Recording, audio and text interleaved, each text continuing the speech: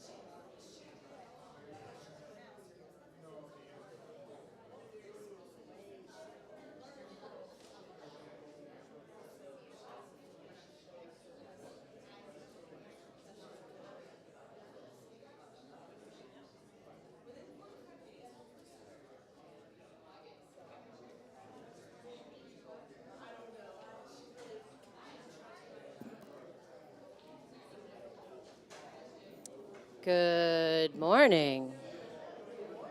How does that sound? Good. Good morning.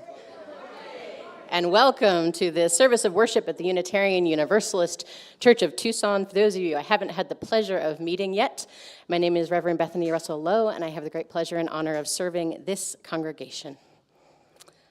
Our community is striving to be as varied of the blooms of the Sonoran Desert, so whoever you are, whoever you've been, and whoever you are in the path to becoming, I invite you to bring all of that, your whole self, here and now. Our requirement to wear masks in worship and in concurrent religious education has lifted.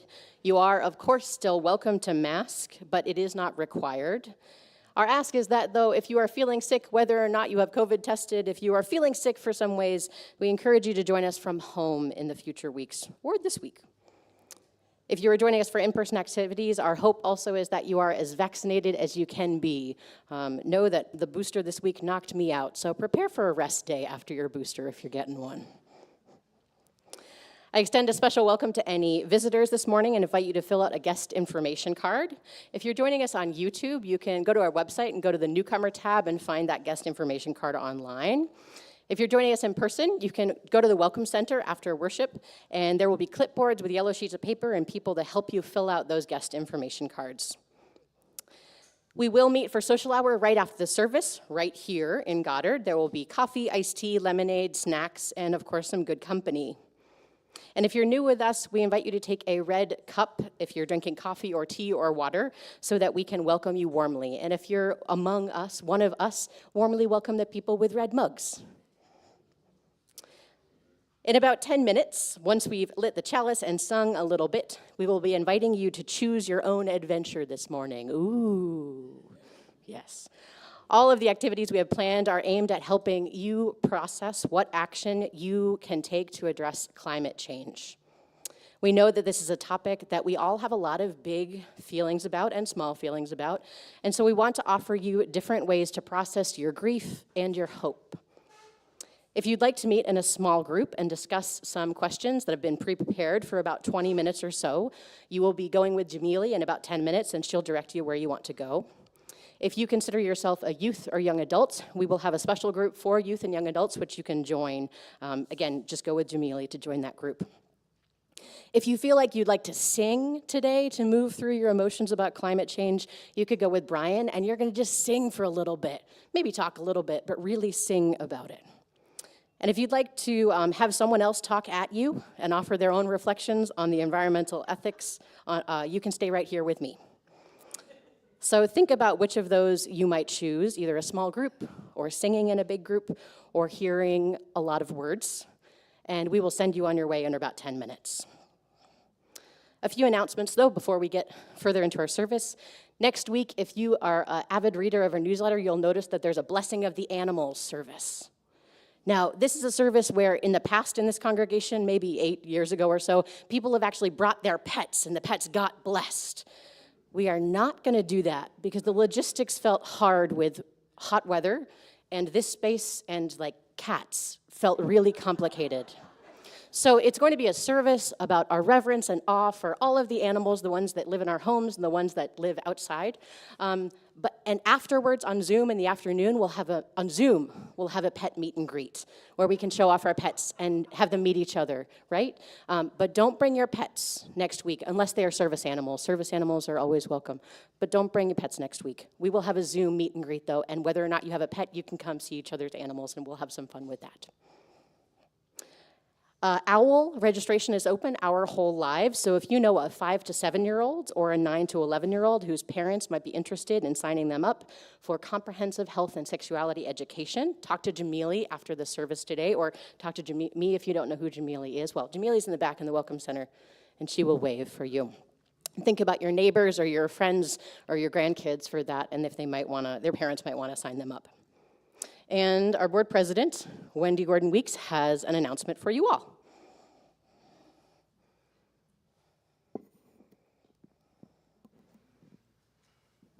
Hello. Oh, yay, it's working.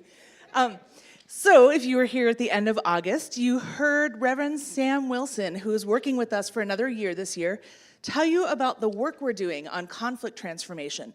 And we are running a little Faithify. These little papers are on all of the tables.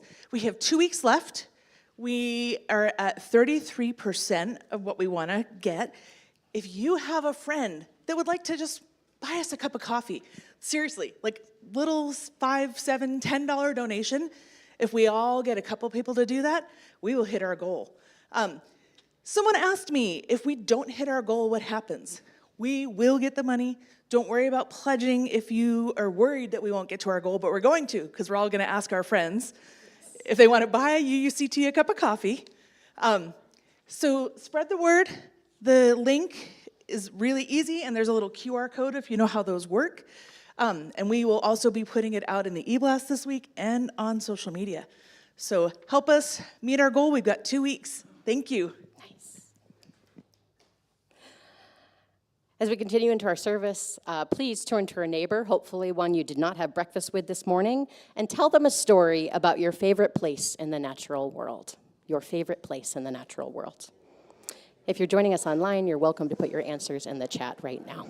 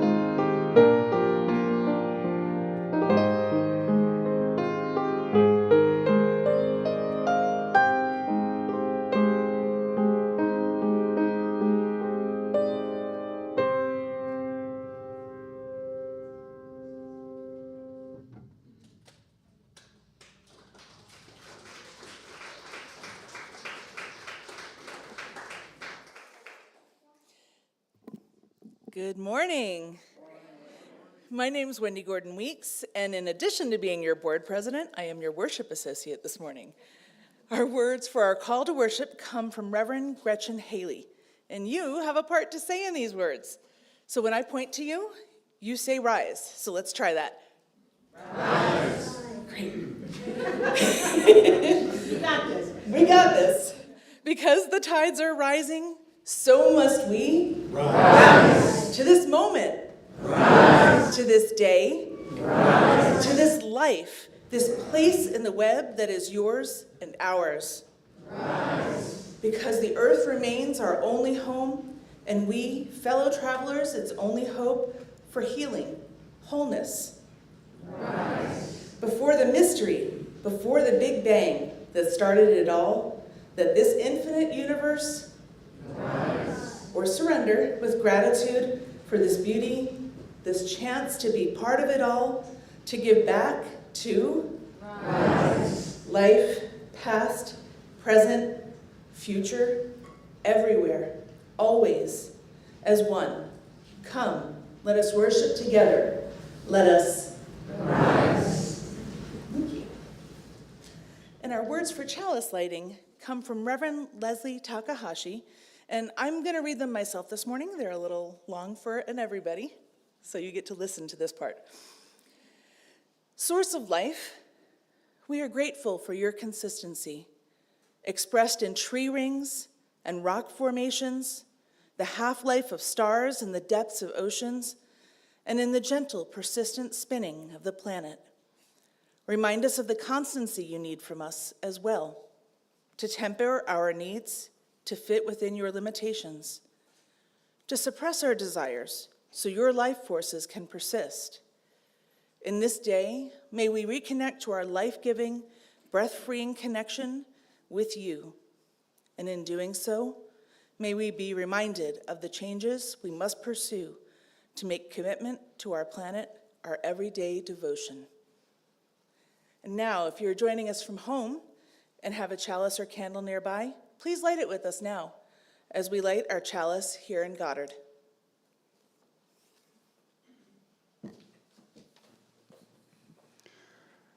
Will you please rise in body or spirit and sing, "For the Earth Forever Turning"?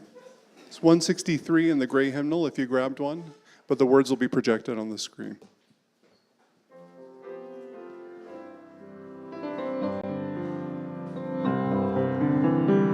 For the earth forever turning, for the skies for every sea, for our lives, for all we cherish, we are joyful song of peace. For the mountains, hills, and pastures in their silent majesty, for the stars, for all the heavens, we are joyful song of peace.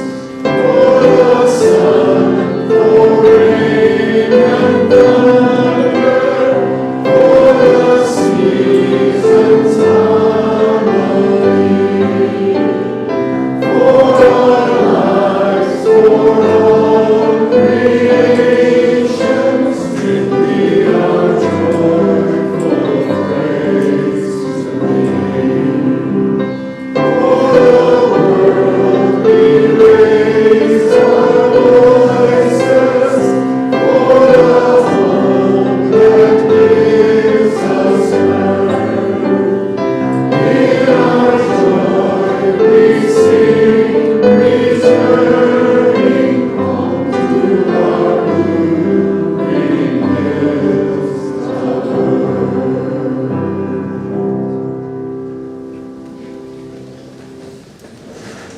Now is that time for you to choose your own way this morning. If you'd like to discuss some prepared questions in a small group, and again, there is a small group specifically for youth and young adults, you can self-identify, or if you want to sing, I'm going to ask you to go through the back doors where Brian and Jamili soon will be and find Brian or Jamili outside. The path they will lead you down is accessible by feet or wheels or whatever you have. So it is fully accessible if you'd like to go that way.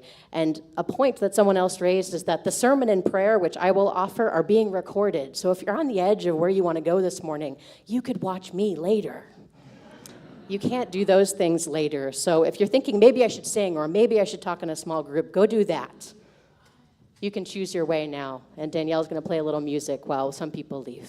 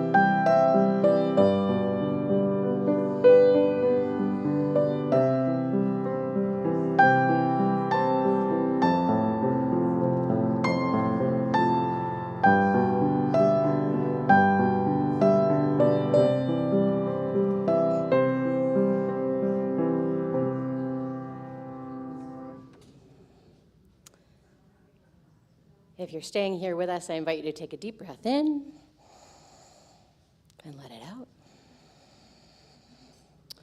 And I invite you into a physical posture, a mental posture of prayer, meditation, contemplation, whatever that looks like, feels like for you. Get comfortable, because we are going to start by bringing to mind our griefs for our climate. We will not stay in grief, but we start here because it is important to grieve. The floods and the droughts, the wildfires and the hurricanes, the endangered and extinct species, the loss of habitat, all far too many to name because the scale of our climate crisis is so great. And we grieve, too, that evil of corporations, the complicity of political leaders, the apparent smallness of our individual actions in relation to it all. We are living in the midst of a climate catastrophe, not just a warming or a cooling or a weirding, not just a change or a crisis or an emergency.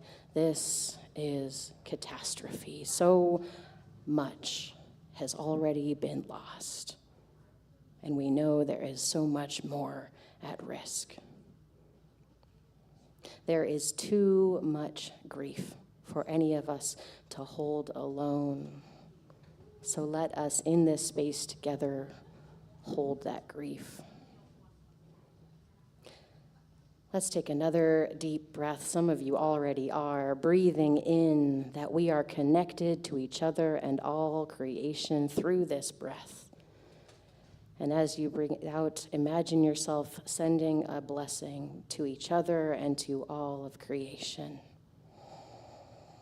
Breathing in connection and breathing out your blessing.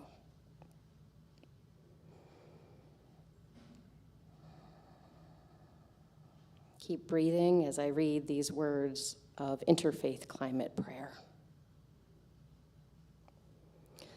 We hold the earth. We hold brothers and sisters and siblings who suffer from storms and droughts intensified by climate change. We hold all species that suffer. We hold world leaders delegated to make decisions for life. We pray that the web of life may be mended through courageous actions to limit carbon emissions. We pray for right actions, for adaptation and mitigation to help our already suffering Earth community. We pray that love and wisdom might inspire my actions and our actions as communities so that we may, with integrity, look into the eyes of siblings and all beings and truthfully say, we are doing our part to care for them and the future of the children. May love transform us and our world with new steps towards life. Amen.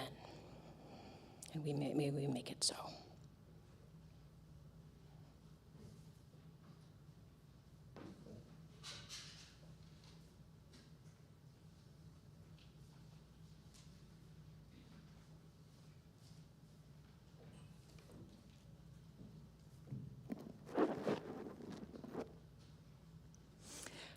Our words for the offering today come from Kristen Collins. We give to remind ourselves how many gifts we have to offer. We give to remember that we are part of something bigger than ourselves. We give because we believe in music and sacred space. We give with the faith that together we have enough. Now, an offering will be collected to support the life and work of our congregation.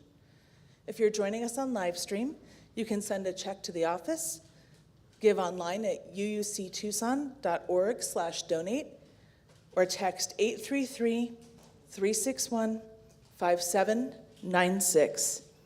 If you are here in person, the ushers will come around now with the offering baskets to collect your donations.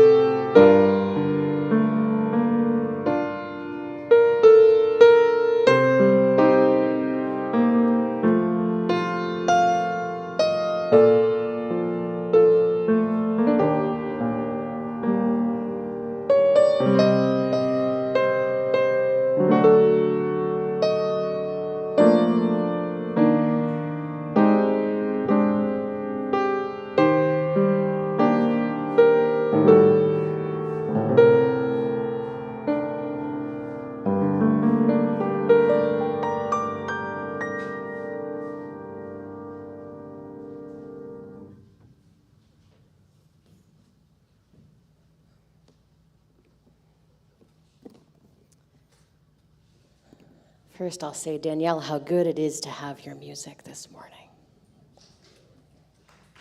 Yeah, you can clap. I was about 8 years old when I can first remember beginning to understand the truth of our climate crisis.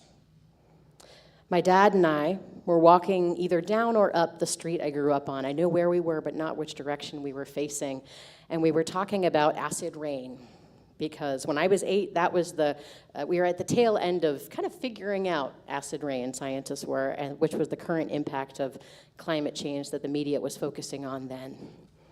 I remember my dad asking me some questions about other changes that were happening around us, mentioning fossil fuels and greenhouse gases. He said that he believed those things were impacting our climate, and he wondered what I thought. I, in my 8-year-old way, proposed that all the changes we were seeing happened because of those few extra minutes at the end of the year, the difference between our calendar year and the Earth's rotation, and I said, maybe our seasons are just moving really slowly that way. Maybe, my dad said. It was the same, maybe, that I said to my 2.5-year-old this week when he pointed to a drawing of a moon that had a face on it and said, dog. Maybe. My dad and I both resisted saying no because saying something else would require a much longer answer that needed careful consideration and a prepared framing. I can't easily explain to my 2-year-old on the fly why we would put a face on the moon, just as my dad could not explain to me, an 8-year-old, just how much harm we humans had done to our planet.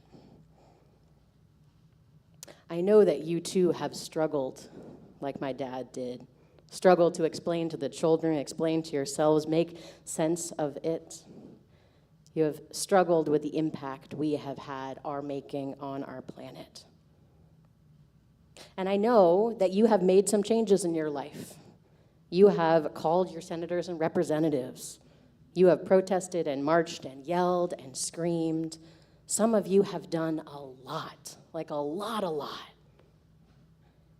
And what has been helpful for me to remind myself and others in this moment of climate catastrophe that there is no purity of an ecological ethic in a time of climate catastrophe. Meaning that perfection of personal action to address climate crisis is not the goal. Betterment is. The Talmudic writer Rabbi Tarfon said in response to Micah 6:8, which some of you might know in the Jewish Torah and the Christian scriptures, Rabbi Tarfon through the Talmud writes this: do not be daunted by the enormity of the world's grief. Do justly now. Love mercy now. Walk humbly now. You are not obligated to complete the work, but neither are you free to abandon it. Walk humbly on our earth now. Love this planet now. Do justly by creation now. We are not obligated to complete the work of saving the earth, but neither are we free to abandon it. The enormity of climate catastrophe is far too much for us to hold alone. And we also live in that tension of not abandoning those things we can do.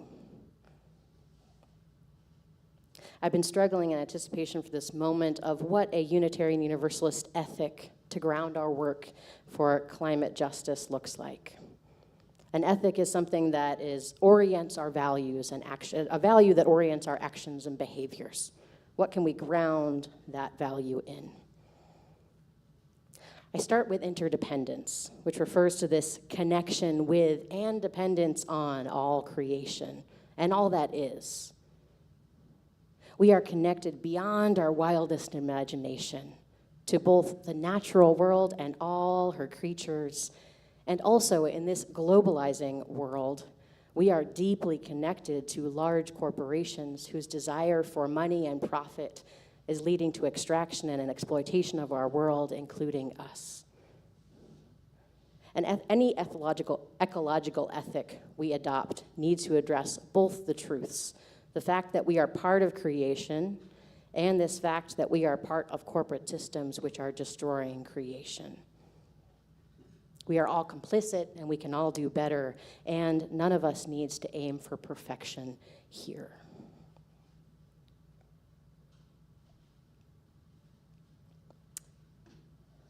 The Sunrise Movement is a contemporary youth-led climate revolution. And they are continuing these calls for individual responsibility for climate justice, which we've been hearing for 30, 40, 50 years, and many of us have been enacting for that long. And the Sunrise Movement is asking us to think bigger. They are refocusing our attention on the single biggest perpetrator of climate catastrophe, corporate greed. And they are targeting corporate greed both by pressuring political power and raising public consciousness. Some corporate pressure, but really it's getting at the corporations from different angles.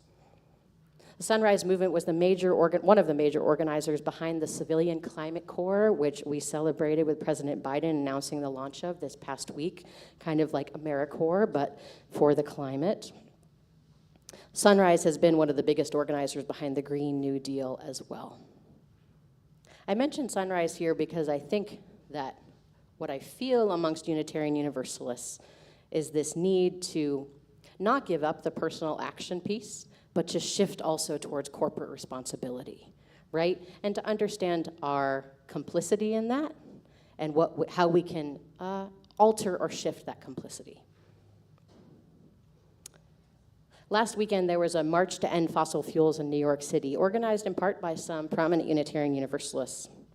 And at this march, Dr. Cornel West offered a reflection on what we need to do in this moment and how we can ground this work in an ethic of love. We're going to watch his reflection now, and I'll mention that the audio, it's a rally, so the audio is horrible. It is linked in this morning's email if you'd like to watch it there and listen to it on better speakers. Clear, let us not be deceived. We're here to fight organized greed. We want to end the fossil fuel industry.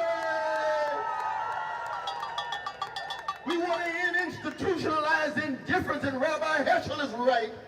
Indifference to evil is more insidious than evil itself. So we're here to do what? Come together. People of faith. Bring our bodies, our hearts, and minds together to make sure we send a message to the government.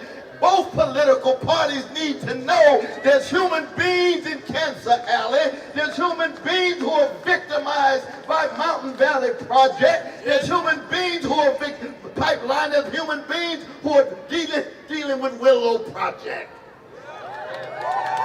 And if there's one thing that brings us together as religious folk, because I come from a deep tradition that follows a Palestinian Jew named Jesus who ran out the money changers of the temple. That's why they put him on the cross, and he was killed by the Roman Empire. So we need to run out the fossil fuel profiteers out of what Martin Luther King Jr. called the world house. For what? To make sure that there's some air that we can breathe. To make sure that there's some communities that we can connect. And we understand it's not just fossil fuel. We're talking about a predatory capitalist processes that don't care about people, and don't care about profits, and don't care about people and are obsessed with profits. That's what I want to say. I'm trying to talk fast because I got 2.5 minutes and I'm used to 2 hours. But the important thing is that we keep the love at the center of it. Oh, yes. When Martin Buber said I, thou versus I, it. We treat each other like thou. We treat the earth like a thou, not a it. We don't manipulate. We don't dominate. We don't subjugate. You don't squeeze every ounce just for profit, even when we relate to each other and when we relate to the earth. So we don't come in the spirit of self-righteousness. We come in the spirit of not just acknowledging climate emergency. It's worse than that. It is climate catastrophe. And I come from a blues people, and the blues is all about jazz, lyrically expressed and honestly confronted and artistically transfigured. Strange fruit is the blues, that's catastrophe. The problem of our politicians, they think ecological catastrophe is just a problem because they have managerial mentality, something that they can get their hands around and come up with some incremental response as if we're not living on the edge of the cliff. This is catastrophe. This This is the blues all the way down. But we all are blues men and blues women because the response of catastrophe is to never allow it to have the last word. We have solidarity in the face of catastrophe. Let us march together. Let us fight together. Let us laugh together. Let us dance together. Let us smile together.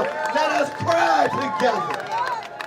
From our indigenous people all across the country and the world, yes, we will not allow the organized greed to have the last word. Love supreme or love supreme.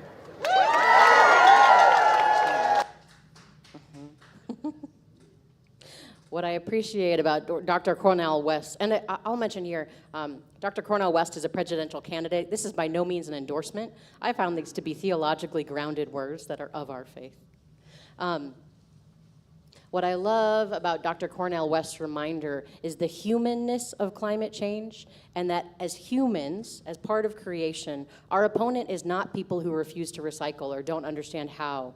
Our opponent is not people who don't believe in climate change. Our opponent is corporations and things that are not people. It is the things that are beyond creation, right? That are extracting from creation.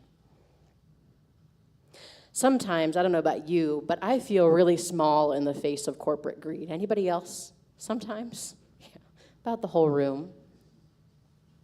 I feel really small in the face of also politicians whose voting records don't align with the wishes of the people they were elected to represent. All of that can make any of us feel really small. And when I feel that smallness, I remember that this is what those big corporations want me to feel.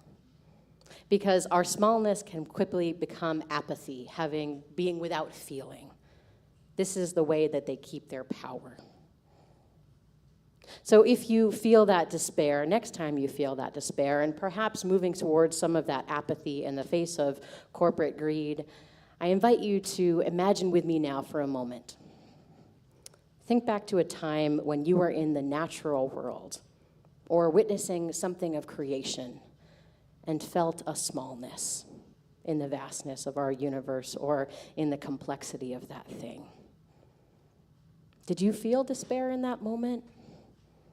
Or did you feel wonder or joy or glee, or maybe you felt a mix of everything?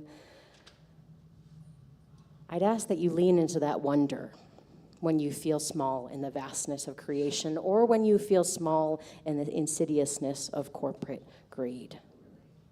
Next time you feel that smallness, let your despair be there, because all your feelings are important, but invite your wonder to come in closer.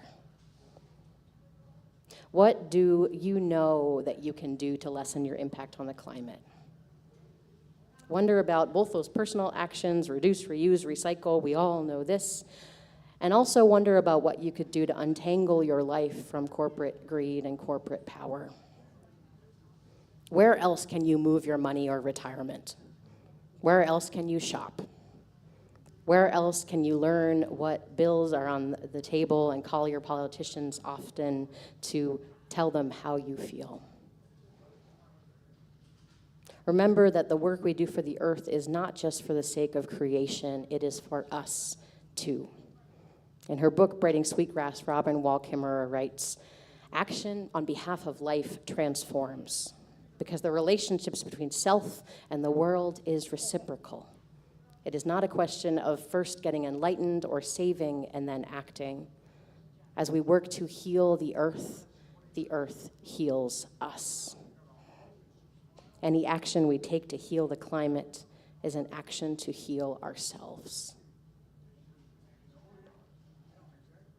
In her book, Sweet Dream, social ethicist Dr. Sharon Welsh writes this: "The wellspring of decency is loving this life in which people die, people suffer, there are limits, and we make mistakes.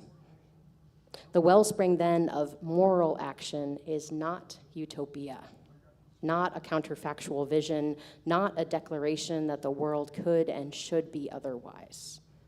Rather, it is a deep affirmation of the joy, richness, and blessing that the world is. The ground of challenging exploitation, injustice, and oppression is not a vision of how the world could be or will be in the future reign or after the revolution. The ground of challenging injustice is gratitude.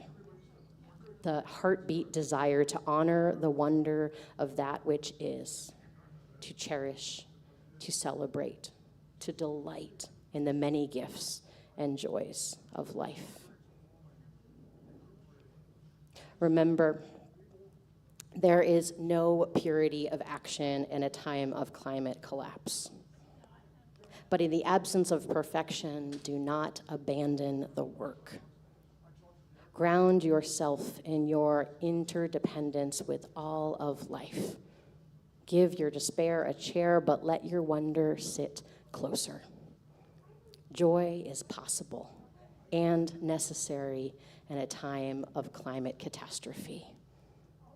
Let joy and wonder and hope become your fuel for taking those big and small actions that you can take to heal the earth and yourself. Amen. May we make it so, and blessed be.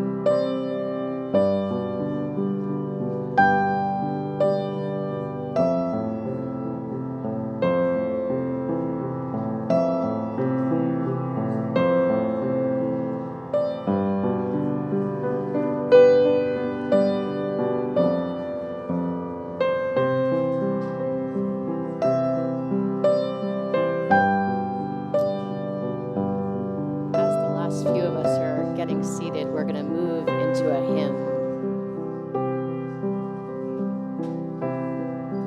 which Brian Moon is going to lead for us.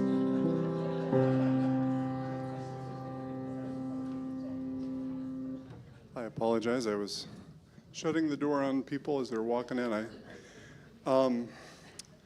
There Are More Waters Rising. This is a song that has two parts to it. One leads us down and one leads us back up. We'll sing the first half of it now. Some of you know the song. It is a zipper song, meaning one word or two words change each time. You'll catch it very fast if this is new to you. So may I have the next slide, please?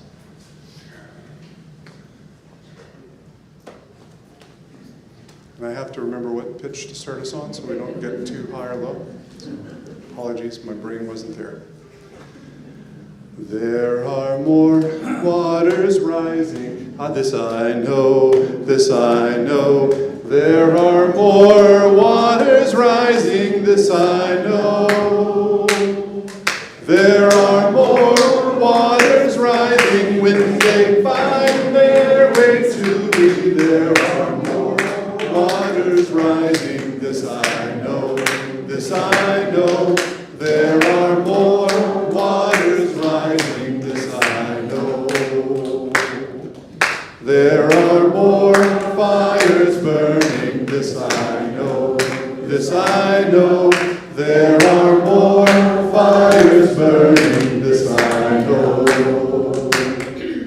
There are more fires burning when they find their way to me. There are more fires burning, this I know. This I know.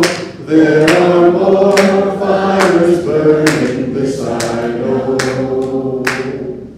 There are more mountains falling, this I know. This I know. There are more mountains falling, this I know. There are more mountains falling when they find their way to me. There are more mountains falling, this I know. This I know.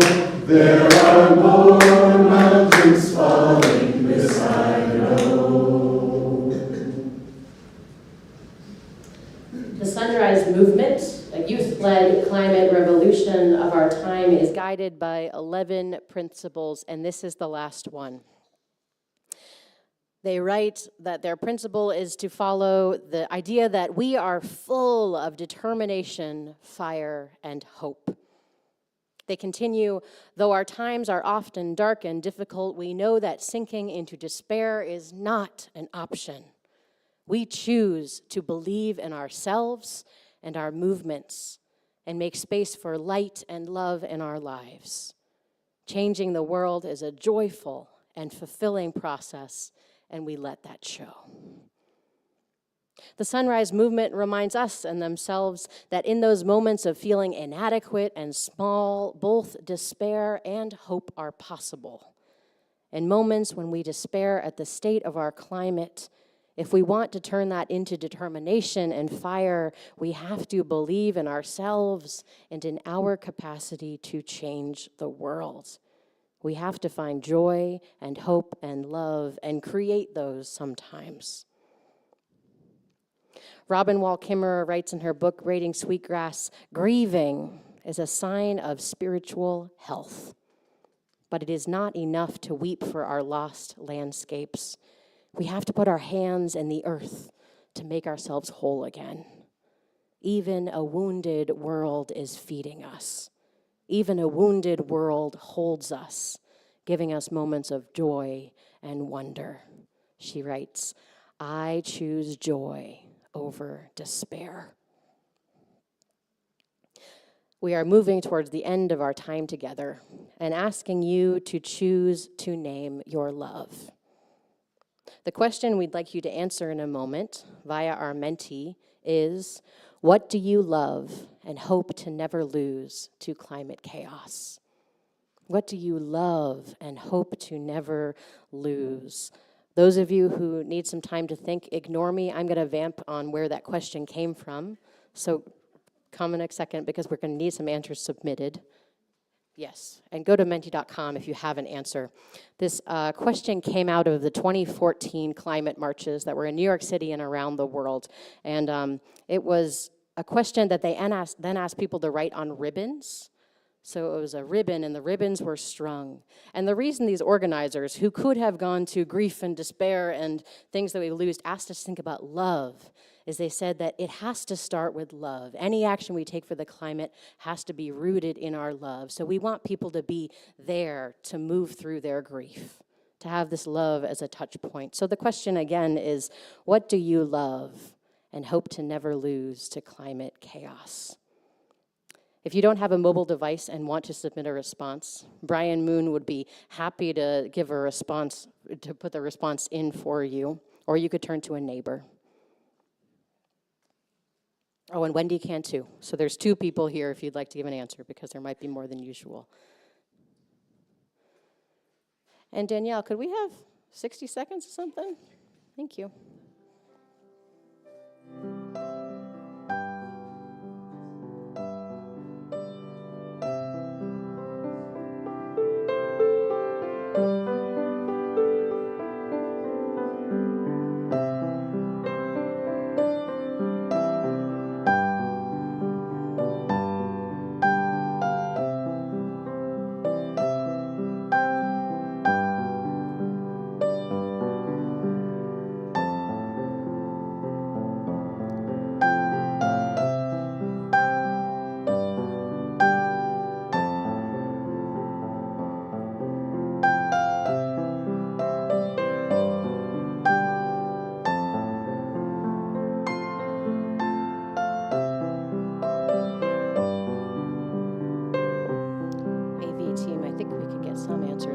I'll keep going if you're willing.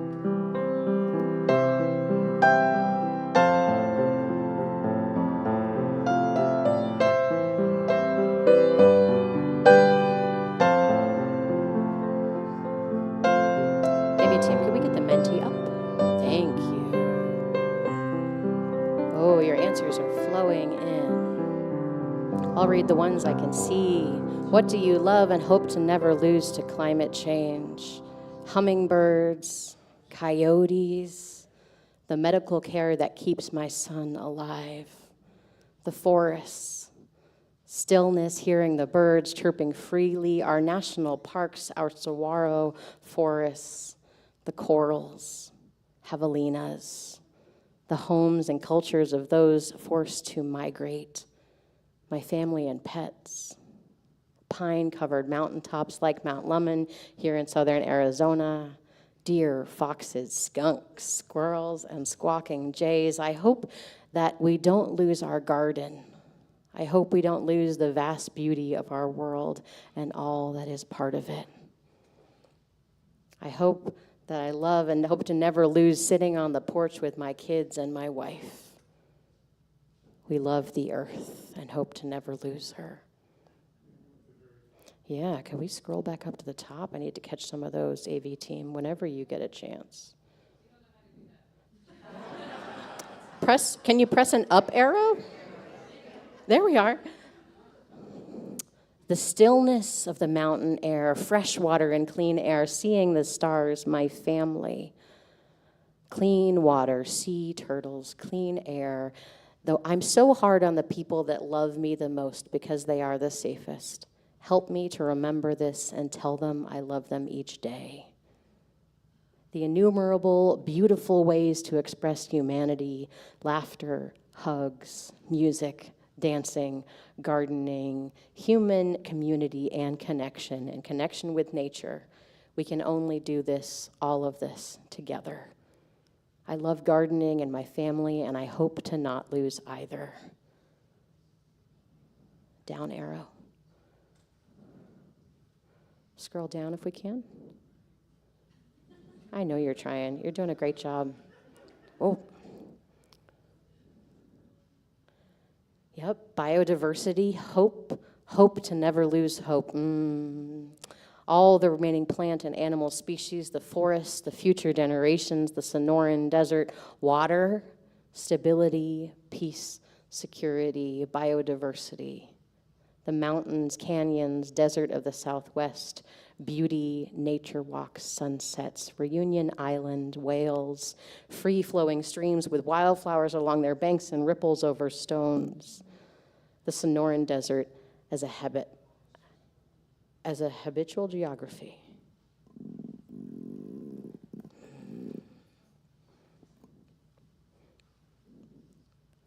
We're going to sing again.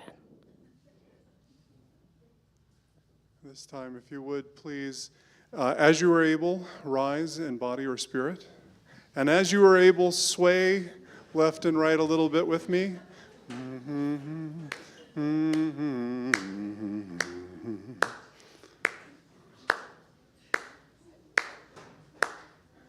I will wade through the waters. This I know, this I know. I will wade through the waters. This I know. I will wade through the waters when they find their way to me. I will wade through the waters. This I know, this I know. I will wade through the waters. This I know. I will walk through the fires. This I know. This I know. I will walk through the fires. This I know. I will walk through the fires when they find their way to me. I will walk through the fires. This I know. Yes, I know. I will walk through the fires. This I know. I will rebuild the mountains. This I know. This I know. I will rebuild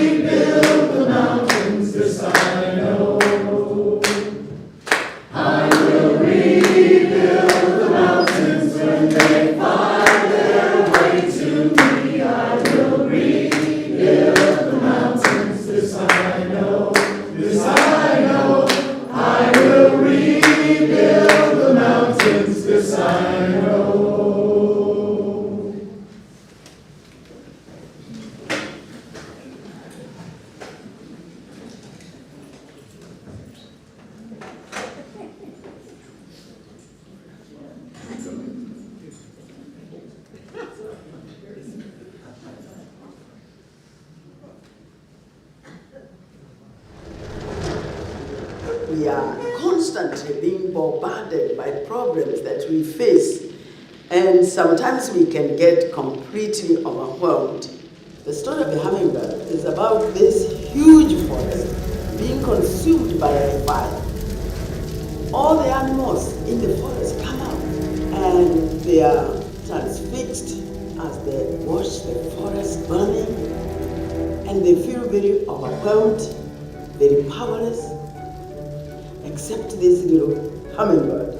It says, I'm going to do something about the fire. So it flies to the nearest stream, takes a drop of water, and puts it on the fire and goes up and down, up and down, up and down, as fast as it can. In the meantime, all the other animals, much bigger animals, like the elephant with a big trunk, could bring much more water. They are standing there helpless, and they are saying to the hummingbird, what do you think you can do? You're too little. This fire is too big. Your wings are too little.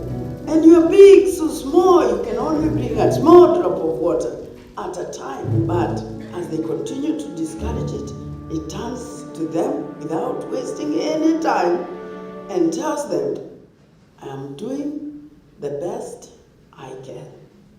And that, to me, is what all of us should do. We should always feel like a hummingbird. I may feel insignificant, but I certainly don't want to be like the animals watching as the planet goes down the drain. I will be a hummingbird. I will do the best I can.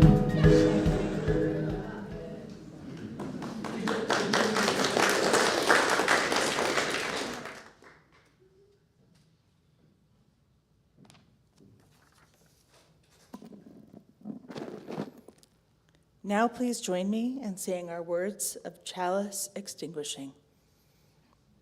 Knowing how quickly the flame of truth may be extinguished, how easily the chalice of fellowship broken, let us be vigilant in faith, keep peace in our hearts, and make care for one another the watchword of our lives together, so our light goes out everywhere into the world.